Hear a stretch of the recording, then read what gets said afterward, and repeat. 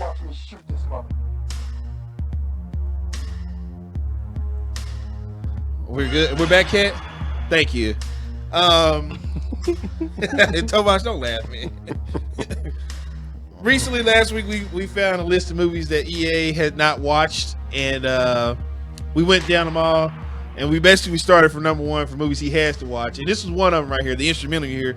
This is Boyz In Da Hood right here. So EA, you watched Boyz In Da Hood finally in 2020, 2021. Movie was made in what, 1992? 91. Yeah. Oh, what was that?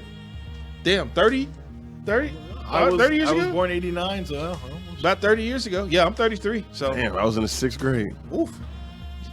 so So let's get to it, EA. Let's hear this review. Let's set us up here. So you go through the opening scene. First off, apparently these films I hadn't seen. Yeah. They're for the culture. Yeah. As you like to say. I haven't seen a lot of them. Yeah. And I felt like I disappointed you guys. It's just a lot, not just us, a lot of black people. You, Tolbot, Billy, even. Yeah. I haven't seen a lot because the ones I've seen are like Black Panther and Bad Boys. But I hadn't seen this. They were on one. the list, so you yeah.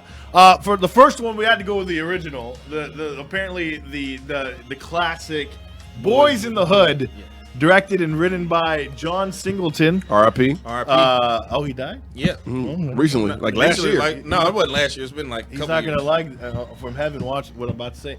Anyway, it stars Cuba Gooding Jr. and his like his big role that started his career. Yeah. Of course, Ice Cube, Trey in the movie. Yeah, right, Trey. And of course, Tovash lookalike Morris Chestnut, Ricky, who plays Ricky. Yeah. And of course, Nia Long, who I didn't like her in this film, but also a Why you got to see her naked? A little bit very in the gorgeous Regina King in this. Oh, you thought Hood Regina King was sexy? Those eyes. She looked good in that movie. You thought Hood Regina King was sexy? I don't know. I was feeling her. I was feeling her in that. How do you know he could be a she? So if you guys don't know about this movie, it's about boys in the hood. Literally, the title implies that. Here's the thing: it opens up when they're kids, and I'll say this: this movie could have been a lot shorter, and it didn't feel. It wasn't only like 2 hours long. This movie was a long, dragged out burn. We gotta take the story about being black in the hood. Okay, but I didn't need to see them with being kids, okay? They could have cut that entire freaking whole thing out. Nothing was needed. You didn't need to see them as kids looking at dead bodies and all, which was funny. By the way, there are a lot of funny things in this film that I don't think was intentional. Okay. And it made me laugh. For example? First off, they kept making fun of Doughboy and calling him a little fat boy the whole time, and I just kept laughing. I was like, okay, that's hilarious. Yeah. Did you see what Doughboy did for the old boy taking his brother? Give my brother's ball back. Give me my brother's ball back, and then he kicked him in the leg. First off, a lot of the conflict in this movie could have resolved the people just not caring too much.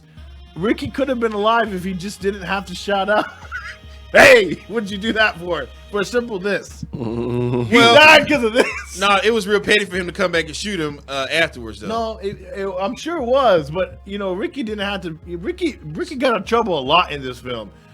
Ricky might have deserved to die in my opinion. Wow, Ricky deserved to die. So Ricky was annoying to me the whole film. I was like, you know what? You say you hated on Ricky. Ricky was cold. So if you look at this documentary, it is more like a documentary. Because it really did feel like a documentary over a movie. You had 3 stars in the movie, and it told you each star's situation, and it was well done by Singleton because it's not, Trey is the star. You know, Cuba Gooding Jr. It's not, Doughboy is just the star because, coming into the movie, he was already a star. And then, of course, Morris Chestnut, Ricky. You. He budding star at the time, and it was just like, well, who is this movie about? And then, outside of that part, was the actual reason that this movie's being made, because back in the 90s, when I was like 11, 12 years old, going outside to go play was almost like a death sentence. Yeah, like a death because sentence. you And I probably didn't come back got inside. that sense from the movie, you know, because one thing I'll give John Singleton, and here's some positives from the movie. John Singleton does a really good job. First of all, the helicopter constantly in the movie. You hear a helicopter going over, and I'm like, did they shoot with the helicopter over there? They kept going. Then I was like, okay, he probably put that in the movie to signify. But that's what it was like. Right, back in the right, day. right. There's always danger lurking, no matter what. There's an intensity, and I'll say this: Like the even when that scene where Neil Long was sitting down at the desk and she was started, she heard bullets and right, and jumped. she jumped. That second half of the movie is the quintessential part of the movie that I loved. Right. That was it. That was where I felt emotion for the characters. I felt, the first half of the movie is just ridiculous. It's just a bunch of random things going on. I didn't care for it. I was kind of on my phone, like, okay, I'm going back and forth. Disrespecting the culture. I'm not disrespecting anything. I was just saying they could have cut a lot of that movie. First of all, Angela Bassett basically did nothing in this film. She was his mother. By the way, why would you take him? I thought she was taking him for safety. And She sent him to the hood. and it was just as bad. Well, no. Okay, so here's took him to the the hood. message. It's like she said, you know, I can't handle you anymore as a mother and a woman. Right. I can't teach you how to be a man. You Right. need to go stay with your father. Like you're getting out of control. I can't do it Right, anymore. I and, get that, and as somebody who grew up with a single mother like that, like that speaks volumes. Like she say, of course. I'm gonna see you. You got to go stay with your daddy. I can't do it no more. Right, And his but- daddy get him. You see how he was acting in the beginning? Right, but right. he stayed with his daddy. He is a completely different person. Of course, no doubt about that. But she made it seem like, oh, it's dangerous, and I'm going to send you to another dangerous spot. And then, by the way, later in the movie, she's like in a high-rise, nice hotel or apartment. Well, you know, No, she was at work, wasn't she? Yeah, but no, Yeah, but but- she had to grow as a person. She basically she wasn't able to take care of Trey. I know, and just funny that Angela Bassett was barely in this, but for 2 scenes, that was great for her. She did 3. Ooh, 3 scenes. Whoopity doo. Hold on. So this is EA's review of watching the movie Boyz in the Hood. Boyz in the Hood.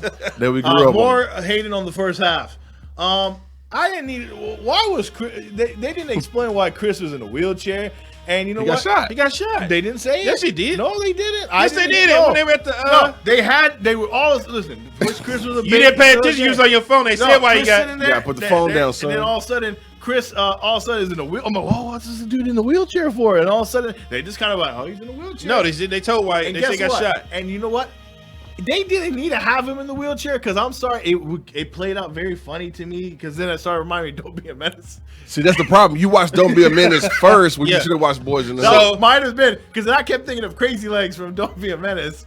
And every time, Yeah, and it was yeah. funny because he kept sliding in the wheelchair, just doing tricks. He was down the fast. street. Yeah, he was Yeah, fast. fast. And I'm like, you shouldn't be part. You're a liability, first of all, in this gang, because you gotta.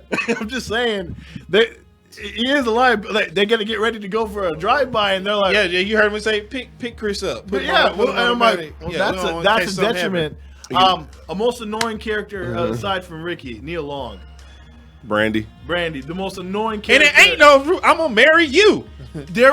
First of all, their relationship wasn't really established. He just kind of showed up and goes, But that's high where school, have though. Where have you been? Oh, I was here. Okay, cool. I'm not gonna have sex with you. Come on, okay, that's high school. Oh, That's high another pointless scene. The whole him telling his dad he was having sex with that girl with the grandma, and No, while the it sex was in the air. no, you know why? Because then it turned out it wasn't even true. Doesn't matter, but that's a father and son No. moment right You there. don't Yep. have no. That's you just a father-son You don't moment. need that for the movie. You do need that for the movie. It was a slow burn. It had nothing to do with it. It literally had no effect on the plot. It just showed him trying to have sex with this girl, and a grandma came up. Somebody in the writer's room, John Singleton was writing, goes, "I got a serious film, guys." And some guy goes, "Hey, wouldn't it be funny You totally missed on that. if the grandma? You totally whiffed on the point of that scene. You could have had just a conversation. No, you no, didn't you have to totally go. whipped- you totally whipped on the You didn't point have of to have a grandma with a cleaver and go over there. Yeah, you did. Because, when I was a kid. No, Listen, I'm sorry. listen, that is wrong. The message of that point Message. is that when the point is that, like he said, I lied to my father. Mm-hmm. So the point is that Furious came to him and asked him something. He would have the conversation with him in confidence, and like he said, like, you know, he's like, well, why'd you lie to him? He's like, I don't know. I guess I just didn't want him to feel Yeah, and guess what? They don't revisit this thing again. They don't talk about the relationship. The relationship with his dad is the most. It was supposed to be the big part of the movie, and it wasn't until the second half that it really got good. Right, because he's older. He's older. Like you say, you see them go through taking the SATs. Yeah. The main question I want to say, what was your favorite scene of the movie?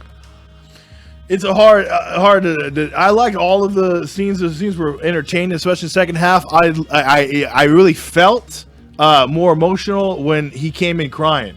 So when the black officer put the gun, what is he called in Don't Be a Menace, Officer? Self-hatred. Yeah. But you remember? Did you pay attention? Yeah, because the same cop from the first. Yeah, I know. So but I'm sure that cop didn't recognize him. He didn't because he was young. Yeah. So he puts that gun to his throat, and I was like, and he was tearing up, and he was just like, and I felt I ain't even do nothing. I felt scared for him. You tough. I felt scared for him in that moment. Like my God, that is, and because he had earlier in the scene in the movie, he is walking by, and one of the guys pulled out a gun because he was almost hit him. And then he put out the gun. That's the same dude that shot Ricky. Yeah. And he laughed, and then he left. And I'm like, this dude. And then he broke down and cried. Now, here's another thing. All Ricky or Trey had to do was cry, and he would have gotten me along in bed because apparently that's all he had to do. He didn't want to cry in front of a female. Yeah. Which also brings me a point. He probably planned that a little bit. He's like, I'm going to go. My favorite part will always be in the movie when Furious takes them over to the spot where the land is at, and he tells them about the regentrification. Oh no, I was going to bring it up. Love that scene too. Brought up a history lesson of what's going on. DJ's Alzheimer's friend from an episode of Full House was there. The old man. I was like, oh, I know him. He's from Full House, and I loved it. I was like, oh, okay. And I was watching, and that was a great scene. So overall, the movie is kind of overrated for what this hype about it was. It was a good movie, but it was a bit overrated. Cut the first half, and it would be a great film. We didn't need what's going on in the 80s. I was good when he was a teenager. Start there. Great movie after that, though. Other than that, so I'll give it a 7. So real quick, but overrated. It should not. For the hype it was getting. No. Okay. So you had to be there living in the 90s. That's one part.